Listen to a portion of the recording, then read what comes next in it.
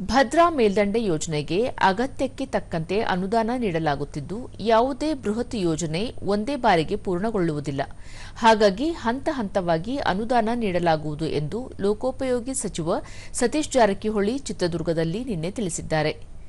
ಚಿತ್ರದುರ್ಗ ತಾಲೂಕಿನ ಬ್ರಹ್ಮವಿದ್ಯಾನಗರದ ಬಳಿ ಸುದ್ದಿಗಾರರೊಂದಿಗೆ ಅವರು, ಮೆಟ್ರೋ ಟಿಕೆಟ್ ದರ ಏರಿಕೆ ಕೇಂದ್ರ ಸರ್ಕಾರದ ವ್ಯಾಪ್ತಿಗೆ ಬರುತ್ತದೆ. ಸಾರ್ವಜನಿಕರಿಂದ ವಿರೋಧ ವ್ಯಕ್ತವಾದ ಹಿನ್ನೆಲೆಯಲ್ಲಿ ಕೇಂದ್ರ ಸರ್ಕಾರವೇ ದರ ಏರಿಕೆ ತಡೆಹಿಡಿದಿರಬಹುದು ಎಂದು ಹೇಳಿದರು. ರಾಜ್ಯ ಸರ್ಕಾರ ಎಸ್ಸಿ, ಎಸ್ಟಿ ಸೇರಿದಂತೆ ಎಲ್ಲಾ ಹಿಂದುಳಿದ ವರ್ಗದವರಿಗೂ ಹೆಚ್ಚಿನ ಅನುದಾನ ಬಿಡುಗಡೆ ಮಾಡುತ್ತಿದೆ. ಹಾಗೆಯೇ ನೀರಾವರಿ, ಲೋಕೋಪಯೋಗಿ ಸೇರಿದಂತೆ ವಿವಿಧ ಇಲಾಖೆಗಳಿಗೆ ಸಮರ್ಪಕ ಅನುದಾನ ನೀಡಲಾಗುತ್ತಿದೆ. ವಿರೋಧ ಪಕ್ಷದವರು ಸುಮ್ಮನೆ ಆರೋಪಿಸುತ್ತಿದ್ದಾರೆ ಎಂದು ಹೇಳಿದರು. ಈಗೂ ಇದೆ, ಮುಂದೆ ಕೂಡ ಇದ್ದೇ ಇರ್ತಾರೆ. ಅದ್ರಲ್ಲಿ ನೀರಾವರಿ ಇರ್ಬೋದು, PW ಇರ್ಬೋದು, ಶಿಕ್ಷಣ ಇರ್ಬೋದು, ಕೊಡ್ತಾ ಇದೀವಿ ದುಡ್ಡ.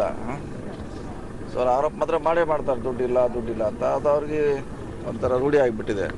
ಈಗ ಅಲ್ಲ, ಅವ್ರವ್ರು CM ಆಗಬೇಕಂತ ಭಾಳ ಚೆನ್ನಾಗಿ ಹೇಳ್ತಿರ್ತಾರೆ, ನಮ್ಮ ಮುಖಂಡರು ಆಗಬೇಕು, ನಮ್ಮ ಮುಖಂಡರು. ಅದು ಅವ್ರ ವೈಯಕ್ತಿಕ ಅಭಿಪ್ರಾಯ.